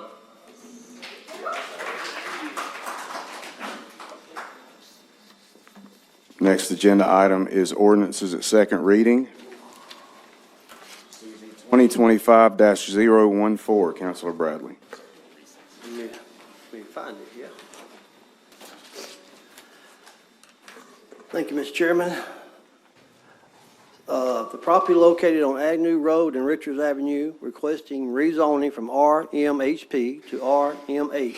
The Planning Commission recommended approval, and the committee recommended denial. On behalf of the committee, I move to deny this ordinance at second reading. Thank you. Any question on the motion? All in favor, please say aye. Aye. Opposed? The ayes have it. And that was in favor of denial, correct? Got it, thanks. Next is CZ 2025-022. Councilor Bradley. Property located at 12 Old Chick Springs Road, requiring rezoning from R20 to R-MA. The Planning Commission recommended denial, and the committee recommended approval as amended to R10. On behalf of the committee, I move to deny this ordinance at second reading. And I believe you may have, do you have an amendment I for have this an one? amendment after the vote. I don't know if you could make an amendment to we do an amendment now? Yes, Make the sir. amendment first. Okay. All right. Take the I move amendment. to amend the request to R10. Quick question. Yes, So Councilor if we Tripp. pass this amendment, then you would be in favor of adoption? Yes, sir. They Okay. just picked the wrong zoning. Okay. And when we found that, we was able to change it in the planning and development committee. Good to go. I Thank didn't you. know how to do it, so, this is my first amendment. We'll get it. All right. So all in favor of the amendment to the rezoning request, please say aye. Aye. The ayes have it. Now, all in favor of the motion as amended, please say aye. Aye. The ayes have it. Thank you. CZ 2025-023, Councilor Bradley. Property located at 13025 Old White Horse Road, requesting rezoning from RS to C1. The Planning Commission and the committee recommended denial. On behalf of the committee, I move to deny this ordinance at second reading. Thank you. All in favor of the motion, please say aye. Aye. Opposed? The ayes have it. CZ 2025-024, Councilor Bradley. Thank you, Mr. Chairman. Property located at 601 and 609 Jacob Road, Maxwell Avenue, and Reardon Road, requesting rezoning from R20 to R10. The Planning Commission and the committee recommended denial. On behalf of the committee, I move to deny this ordinance at second reading. Thank you. All in favor of the motion, please say aye. Aye. Opposed? The ayes have it. CZ 2025-025, Councilor Bradley.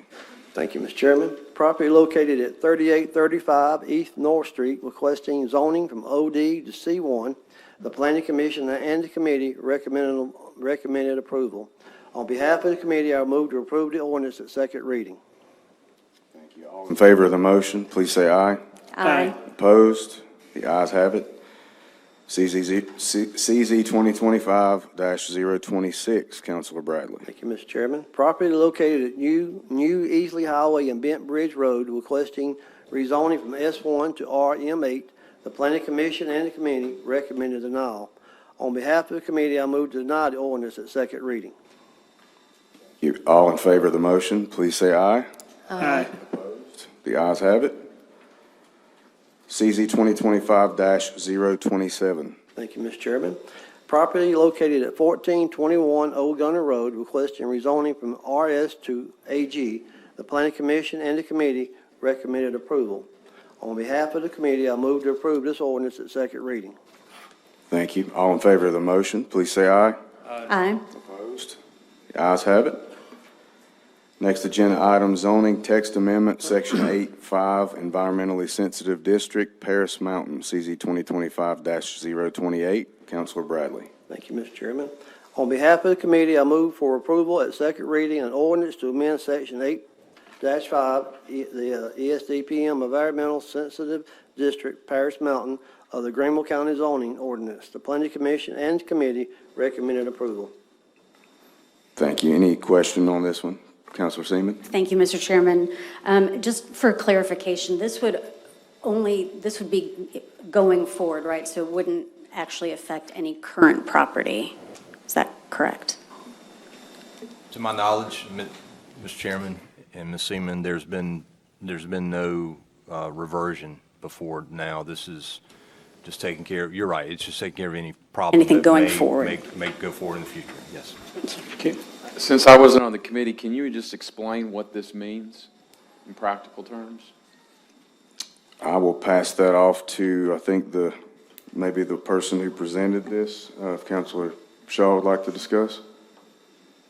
Thank you, and Councilman Tripp. This is known colloquially as the loophole, and this is a loophole in the ESDM on Paris Mountain.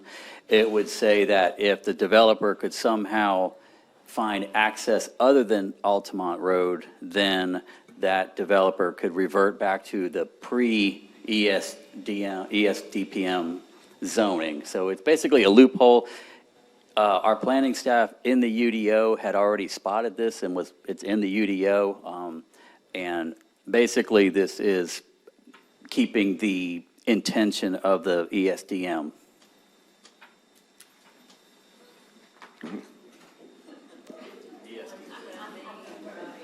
All right.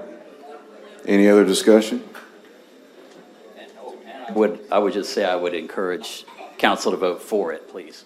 Thank you. Anybody? Stand the motion. All in favor, please say aye. Aye. You're right. Ayes have it. C, Land Development Regulations Amendment, Cluster Housing. Councilor Bradley. Thank you, Mr. Chairman. On behalf of the committee, I move for approval but second reading an ordinance to delete Article 11 of the Greenville County Land Development Regulations to prohibit new cluster developments in Greenville County. I move to hold the second reading of this item until June 17th, the council meeting, which is when the public hearing is scheduled. Thank you, Councilor. Any discussion on the motion? Okay. Hold till public hearing. We want to talk about possibly a workshop to try to find some common ground between cluster and some other amendments that we could make, but we'll just wait, since we're holding it anyway. Who made a motion to hold? Everybody good? Who made the motion to hold? Councilor McGay, this was We hadn't had a public hearing. requested because of the public hearing. All right. All in favor of the motion, please say aye. Aye. Opposed? Item D, Stormwater Ordinance Revisions. Councilor McGahee.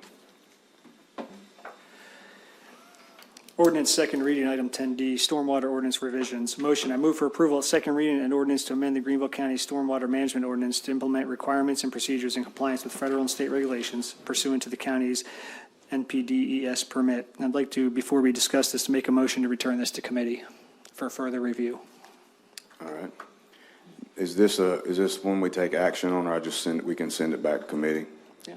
Need to vote on that, Mr. Chairman. Everybody understand the motion? Councilor McGahee? All in favor? Well, I was Councilor just say friendly, Seaman. you want to hold it on the floor and then make amendments? No, I wanted to send it back to committee. We need to have some public hearing on it. It's been back twice, though. Yep, I know. I'm with you. I'm sorry. That's all right. All right. All in favor of the motion to send back to committee, please say aye. Aye. Opposed? The ayes have it. Thank you. Item E, Brookfield Special Tax District Millage Request. Councilor Collins. Thank you, Mr. Chair. Brookfield Special Tax District millage request. I move for approval at the second reading an ordinance to approve the Brookfield Special Tax District Commissioner's request for an increase to its current ad valorem property tax millage levy. Any question on the motion? All in favor, please say aye. Aye. Opposed? The ayes have it. Item 11, ordinances at first reading. Councilor Bradley. I present thank you, Mr. Chairman. I present for the first reading zoning docket CZ-2025-029 through CZ-2025-33. All right, thank you. We will refer that to Planning and Development Committee. Item B is Glacier Mountain Fire Service Area General Obligation Bond Request. Councilor Collins. Thank you, Mr. Chair. Glacier Mountain Fire Service Area General Obligation Bond Request. I present for first reading an ordinance to provide for the issuance of sale of not exceeding $1.1 million of Greenville County, South Carolina General Obligation Bonds, Glacier Mountain Fire Service area project.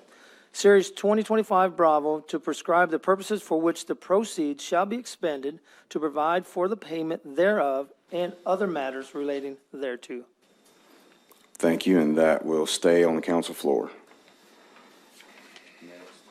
Item C, FY 2026 Greenville County Budget. Councilor Bradley. Thank you, Mr. Chairman. I present for the first reading the ordinance adopted for the Greenville County financial year 2026 budget. Thank you. We will refer this to the Committee of the Whole. Next item is 12, which is committee reports. Planning and Development Committee, request Planning Commission to reconsider Bellowin. Councilor Bradley. On behalf of the committee, I move for approval a motion to request Planning Commission to reconsider PB 2025-15. 015, sorry. Any discussion on the motion? Mr. Chairman? Councilor Tripp. I'd like to be heard. Fellow councilors, I think we have some legal issues in front of us that we would be wise to think about. Two issues that I want to raise tonight. Number one, all of you got an email from our county attorney back in March of this year, March 12th. And it was about our relationship with the Planning Commission, how we present before the Planning Commission. And let me just read a couple things from former county attorney Tollison, who wrote a very specific memo on this to council members. It's basically about what the Ethics Commission, the State Ethics Commission, has said about our relationship with a body that we appoint, okay? And let me just paraphrase this. Let me just read from Councilor Tollison's email or memo.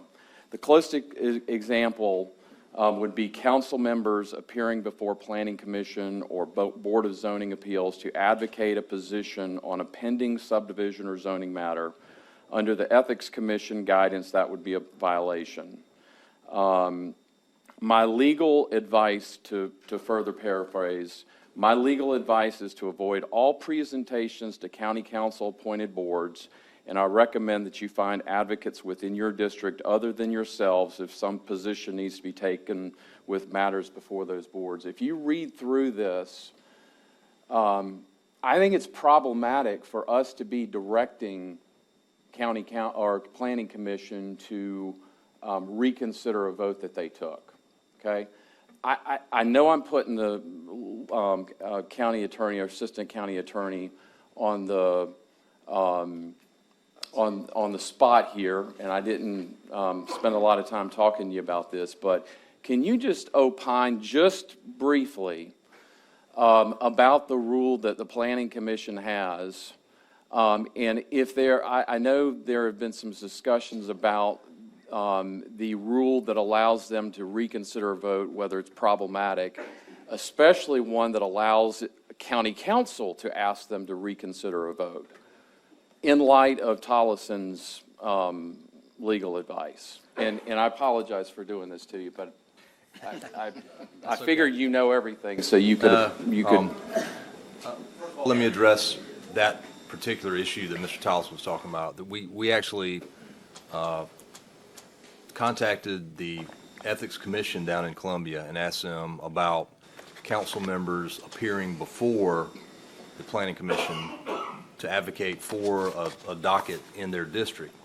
And we were told in no uncertain terms that shouldn't be done, that because you are the appointing body for the Planning Commission. And they actually sent us a decision that they had rendered that involved an individual. I think it was down on the coast. I'll be glad to get it, where our office can get that opinion to you. But it was specifically about appearing before the commission and advocating a position when you are the appointee or the appointor for that body. So that's a little different than what we're talking about here. There are some issues our office has identified. I don't know that in open forum would be the best place for me to opine. However, if a motion is made to go into executive session, I'll be glad to tell you what our office thinks about this issue. If you just hold there, I have a friendly suggestion, but I'd like to talk about one other legal issue. And I don't know if any of you have read Nematello versus Greenville County Planning Commission. Have any of you read that? Nope. Okay. We are walking into one of these suits that Greenville County is going to end up paying this developer. If you look at the facts of this case, Nematello versus Greenville County Planning Commission, we are about to do the same exact thing that they did and the courts found on behalf of Nematello. When we give, if you look at vested rights as defined by the state, as defined by the county, when the Planning Commission gives approval for a project, they have what's called vested rights. And if we go back and after the fact try to reconsider that, whether it's the Planning Commission primarily, but if we're directing, do we have some liability?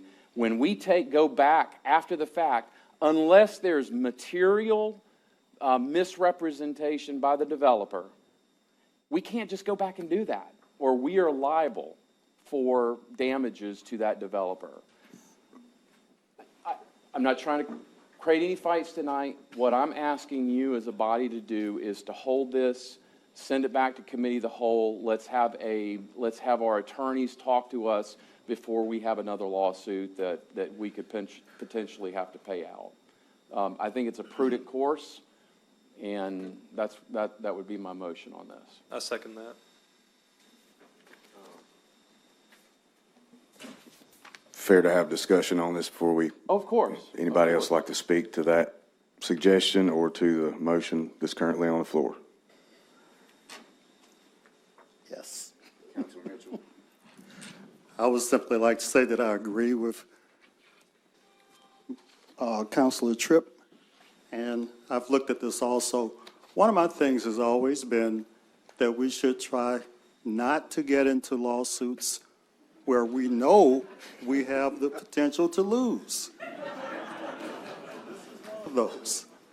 Also, it doesn't make any sense to me to get involved in a lawsuit, have the courts rule against us, and then the developer still gets to do what they want to do, and we have to pay based on the lawsuit. So I think we need to take this into committee of the whole and have a deep discussion on it before we do this. We'll also be setting a precedent here where we can reconsider anything we want at any time. And that's just not a good practice. Thank you, Mr. Chair. Chairman? Councilor, Dr. Fant. Thank you, Mr. Chairman, and thank you, Councilor Tripp. We really need to understand your point. And in fact, I have been asked by the legal department to hold I had one too, because I was going to bring up Owens Glen in the bottom of my district and get rid of it too and reconsider it. Somehow, and I don't know the answer, somehow, and I know some of the planning commissions may take issue with this, but sometimes they get it wrong. They get it wrong. We appoint them. They're not elected. So when they screw up and make the community mad, they're at home in the bed. And the people think we did it. And they call and light us up on the weekend, Saturday, Sunday, while you eating dinner. They don't care. And they're mad. And they think we did it. They don't know the difference between a yellow sign, an orange one, a blue one. It's just they don't like it, and it's county council's fault. And they're screaming and yelling. I don't even know what they're talking about. But it's something that planning commission did, and they get off scot-free, and we got to live with it. Somehow, when we're going to take the blame for something that we didn't do or have anything to do with, when the planning commission gets it wrong and just makes a complete mess of a subdivision approval, there has to be some mechanism that we can fix it, since we're the ones at the end of the day held responsible for it, whether we did it or didn't do it. That's all.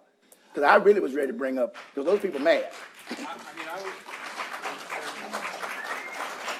Thank you, Dr. Fant. Counselor Tripp?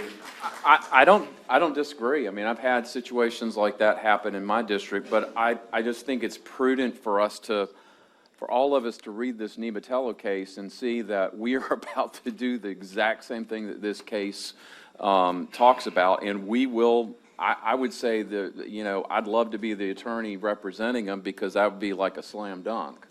Yeah. If I could, I'd like to give this to staff so they can make copies of this and distribute that. That would, I think it would be good to read prior, and it's pretty easy read. So, you know, if we want to systemically solve this problem, I think it's got to be a legislative answer, because the Ethics Commission, you know, I mean, there's some activism potentially on this body because we've got constituents in, I think it's Kirk, your district. You know, I mean, our hands are tied. We can't be activists before a board that we appoint. If we're going to change that systemically, I think we've got to go to our delegation and, you know, and find a way to change state law, you know, or create some type of system where, you know, we can push back and have the process changed. I'm sympathetic. Thank you, Counselor Tripp. Counselor Seaman? Thank you, Chairman. Yeah, I was just going to say, I mean, to Counselor Campbell's point about sending it back is the version of us standing in front of the Planning Commission. I mean, the only reason we would do it is because we would want them to give us a different answer, which is no different than us standing there physically advocating for it. But I also want to say, as it relates to all of our boards and commissions, I feel like as a body, we've been pretty clear about the importance of educating our new boards and commissions members, and especially around some of the legal ramifications. This is a perfect example of where it's just super important for us to make sure our board and commission members are educated on ways they protect themselves and protect the county. Thank you, Counselor. Anyone else? Mr. Chairman? Counselor McGahee. To be clear, sir, Mr. Assistant Attorney, to be sure, none of us have appeared in front of the board, correct? Is that a correct statement? Is that a fair statement? I don't know. I just was addressing what he was saying. I was telling council about what the decision from the Ethics Commission was. Okay, but no one here has appeared in front of P&D, have they? Yeah, no, and let me just say this. I mean, I'm not accusing anybody of doing that. I've had situations in my district where my people, you know, want me to do something with the Planning Commission, and I didn't know that you couldn't do that until this came out. It's a very rational, you know, reflex of us as council members to represent our people and want to go talk to Planning Commission members and appear before them, and, you know, we can't. And by doing what we were headed to do, it could have opened up a can of worms. So I think it's good for us to have some legal guidance before we step into a cow pie. Councilor McGahee, good. To go with the cow theme. I'm being civil about it. I'm sorry. No, but that's two tonight. I'm going to give you credit. I'm going to give you kudos. That's two tonight. You got two zingers. I like it. That's good. I like it, man. That's jousting. I love it. I would just like to I'll do a third cow, and I motion that we send it back to Cal. How about that? Well, I'm going to interrupt as chairman and say I'm still mad that we're not including Batman, but we'll so all in favor of the motion to, Councilor Seaman? Just one other Sure. thought. So Mr. Bradley could withdraw his request, and we could just take it up as a body in committee of the whole. Would there be any difference in the motion of sending it there or taking it up there? What would be the difference between that? So you're asking Mr. Bradley? I was just saying, my thought was he could just withdraw the request completely, knowing that I feel the sense of the body is that we're going to take some legal advice on this that will withdraw the request ultimately anyway. Since the committee is the one pushing it forward, so if he withdraws it, the committee can just take another action on it the next time. They won't have to be on the next agenda. But I would say we should send it to a committee of the whole so we can have a executive session to talk through this. And it sounds like she's saying this, isn't that the same I am, thing but essentially? I'm just, instead of, I mean, They're really, if you remove the request, I think as a body, we're saying at our next committee of the whole, we want an executive session specifically to address this issue. Well, it's not really Mr. Bradley's request. It came out of committee. So it's a matter that the committee passed forward and Well, he's chair of the committee though, right? So came out of the committee. It's not just Gotcha. his request. Gotcha. So the matter needs to be dealt with. Same result either way, correct? Yes, sir. Okay.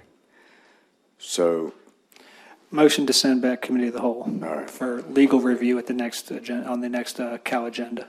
all right. Everybody understand the motion? All in favor, please say aye. Aye. All opposed?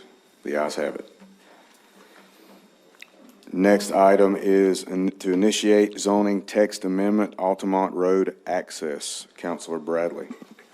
Thank you, Mr. Chairman. On behalf of the committee, I move to initialize the zoning text amendment regarding access to Altamont Road. I request this item be referred to the Planning and Development Committee. All right, so we'll refer that to P&D. Next item is Committee of the Whole, Construction Board of Adjustments and Appeals Appointments. Councilor Bradley. Thank you, Mr. Chairman. On behalf of the committee, I move to appoint Catherine Knight and Pete. Somebody pronounce that last name for me. What's that? What is that name? D'Amico's. I would have never got that right. To fill the 2 vacancies on the Construction Board Adjustment and Appeals. Thank you, Council.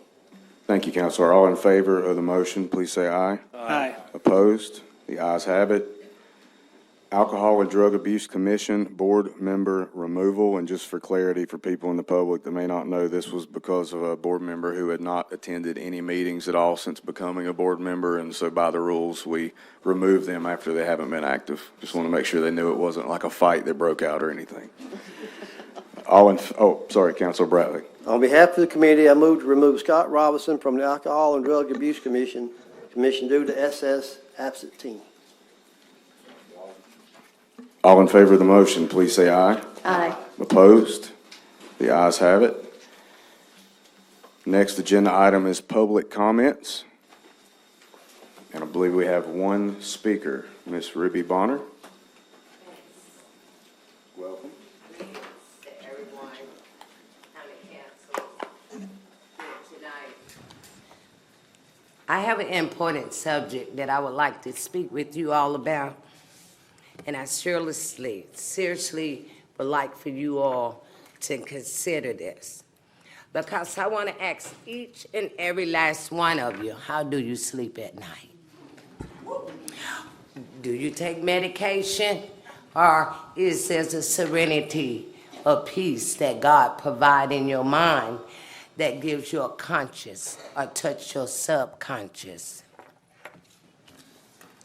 I have an issue with some things, Chairman, Lady Chairman, and Vice Chairman, but specifically to the whole board. And I believe probably specifically to all the planning and zoning and everything that has transpired around me, my life, and the community that I once knew. The first question I'm going to ask you all is, how would you like to be displaced from your home, from someone that comes just early to the United States, and now your community is looking the same because they have been provided special privileges that you have not been provided since you've been a child in Greenville County? The most important thing tonight, I want to talk about the subject of the housing court. And a 1986 on the book eviction that gives landlords all the power that they need in Greenville County to mistreat people. We're dealing with humans. We're not dealing with animals. I was always taught that an animal really wasn't even supposed to be in the house if you listen to Creflo Dollars, that they was made to sleep outdoors and not in the house. Now, we are running into a situation that everybody know after 39, 40 years on the book, the power of people that seeks power to yet instill this in place a person for protected people. And so protected people did not come to my neighborhood. And that's sad because we are considered the person. I want to know, what is it that can keep you all for not understanding there's a need for the eviction rate here? You know, Greenville, South Carolina has the highest eviction rate. You pretend you're improving this city and quality of life. For who? You do for protected, and then others are treated lesser. How do we consciously go to bed at night and sleep? How do we sleep? Then you pretend that housing court is not enough. 93.3% of people go to eviction court and cannot defend themselves. How do you sleep at night? How do you eat? When you look around the communities and you acknowledge that they are different. I was born and reared here. No need for me to talk about what district I am from, and the reasons why I did not is because there's the whole district right here of county council people that need to understand it doesn't matter what district you're from. It matters whether you feel and understand the needs of the people in a city that they was reared in. I look around, I see senior citizens that have paved their way in Greenville County, but yet they're over 60. They're evicted out of a house with nowhere to go. They're sleeping on the street and pushing carriage because a landlord doesn't have to have any specific reason other than you lived in a broken down abandoned shacks. You spent $40,000, $50,000 over a certain amount of years trying to keep them warm so you can have a place to live, you and your children. I am a veteran. What are the veterans' homeless rate in Greenville County? What would make people think that you doesn't need a housing court to protect the innocent persons, remember? Because we're no longer dealing with persons.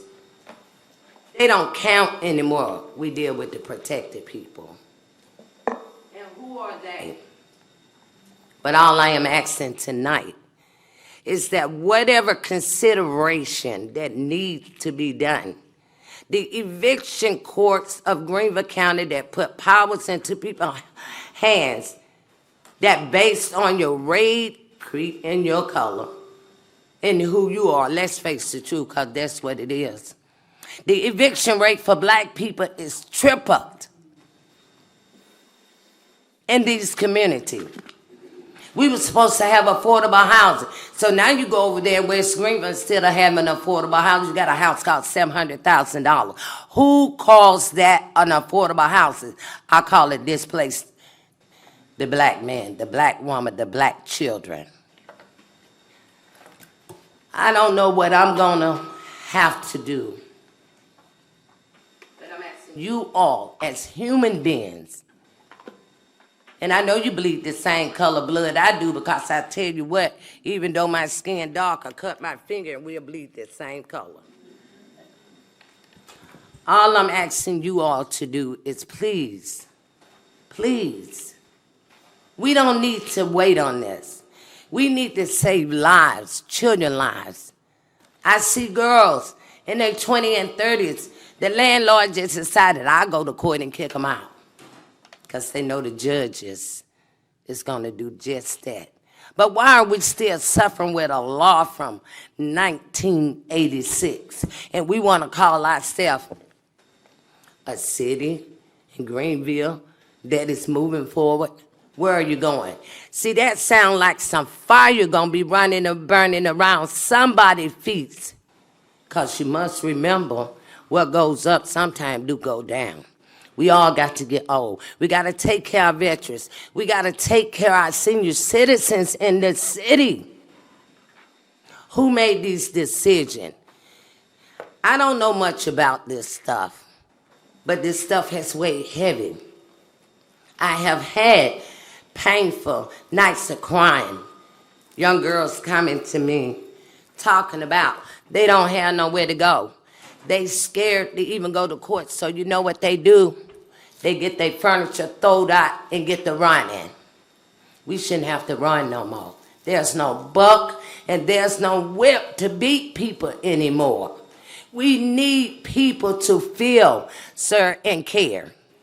Thank you, Ms. Bonner. You can finish your thought. I didn't want to stop you, but the time's expired. Okay, but just let me finish this thought, please, Chairman Bennett Blount. Close. Go ahead. You're good. Okay. How do we get into the discussion? I want to learn. We need the housing court immediately. We can't displace a community and make it all protected people no more. How does that look? Will it create more trouble back in 1986? Because that's what I predict that's gonna happen. When we can make better people, we are better people than what we used to be. How do I go about putting it on the board for housing court, for eviction courts, for protection with attorneys? There is still yet some attorneys that care enough to go in court at no cost to help these poor people. Thank you, Ms. Bonner. Thank you. Next on the agenda, we have Administrator's Report. Sir. Oh, sorry, I was talking to the Administrator. Thank you. Are you sure? All right. All right, next we have requests and motions by council members. Well, I did, no report? Yeah, you said no report. Oh, I'm sorry. That's all right. Just based on her comments, the indigent defense that we have, doesn't that cover evictions and, It should. it does it, or I thought it did, or, But it should have enough money in there. okay. So there's no excuse for this, sir. I'm sorry. You addressing that to the Administrator? That was my question was, yeah, go. I believe so. Okay. Okay. Anybody else? Just, Mr. Chairman, just Dr. for the Frank. record, we did bring up the housing court last year, and it got sent back to committee, and that's just where it is. So it's there to be revisited. Where is it right now? Where do we send it? Do we send it to? Public safety. Well, either way, we can just put it Yeah. back on the agenda. Yeah, if it's- it came to the floor, and then it got sent back to committee, then the year ran out. Okay. Well, there. Dr. Fan, does any of that go towards like clerk of court or anything like that? Do they have to like sign off on it or anything like that? Because I've made like an inquiry over there about what their needs would be to set it up. Because I don't know, so. No, there was some outside funding that had been secured to help. I think it was going to be like $100,000 from the county, but didn't we have some money from somewhere to help with our end, at least for a year? Something like that. And the big question was, some of the magistrates didn't want to take it on. And then some of the council members said, well, if the magistrates aren't in favor of it, then let's leave it alone. But you can't not do it just because the magistrates don't want to take on the responsibility of not putting out people unfairly. It'd certainly be worth revisiting. Concur. All right. Councilor McGahee. Mr. Chairman, with the gracious consent of my colleagues, let me bloviate for about 3 minutes, please. And the only reason I ask you this is that for all the teachers out there, to give you a heads up, my daughter's a teacher. She makes 40 grand a year in North Carolina, so this hits home close to home, okay? So here's what I'm saying. The school board, not the board, the school district has a propaganda arm that is Soviet style. Okay, so hold on. No, let me talk. Let's maintain order. He's had it. So let me tell you this. Based on their own fiscal reporting, they have $70 million in excess last year. They've amassed a general fund budget of over $240 million. They've collected significantly more money than they have spent in 8 of the last 10 years. 7 of those, the last 11 years, they've raised taxes. Almost every year they claimed it was for teacher salaries. When are we going to question the blank check and give teachers what they deserve? The money is there for teachers and the students. They don't want you to see it. Perhaps we should ask about the $24 million recently spent on turf fields. Special education was never on the table for discussion. They brought that up. We want bureaucracy to be reduced in favor of increasing student programming. First it was teacher raisers, then it was students will suffer, then it was special education will be cut. Every few days a new issue was introduced.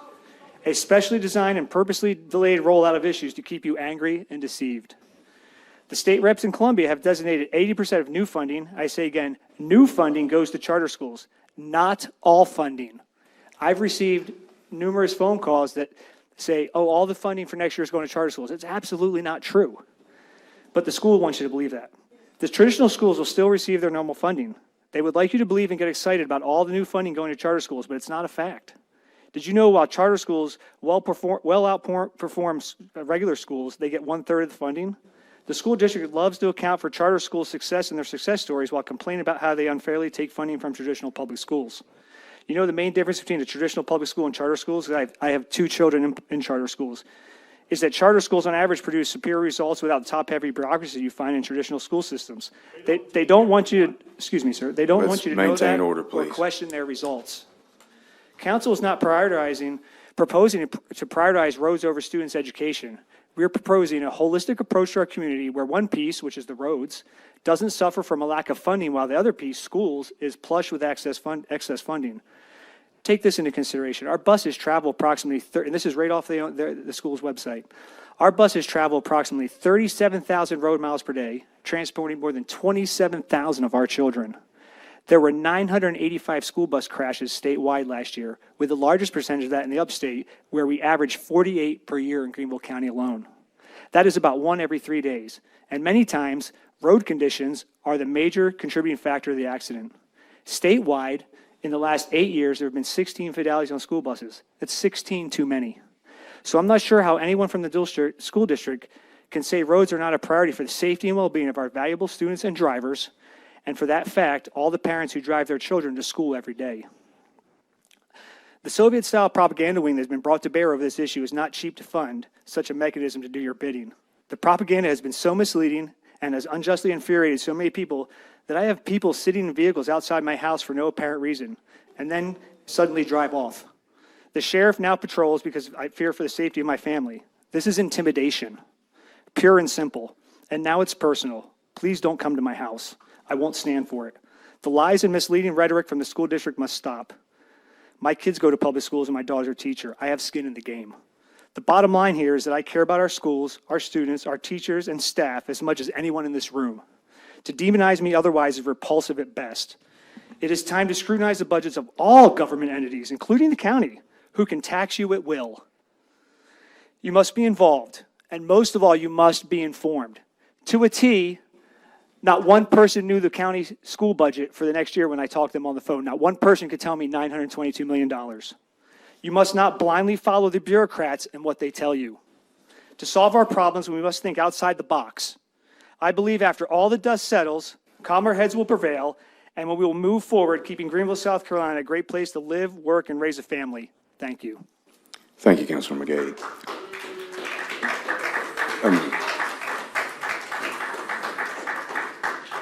Anybody else? I Councilman want Farmer. to commend Batman for doing the whole meeting in this garb. I know it's hot, from personal experience. Anybody else? Make a motion that we adjourn. All right, we have a motion to adjourn. All in favor, please say aye. Aye. All opposed? Have a wonderful evening.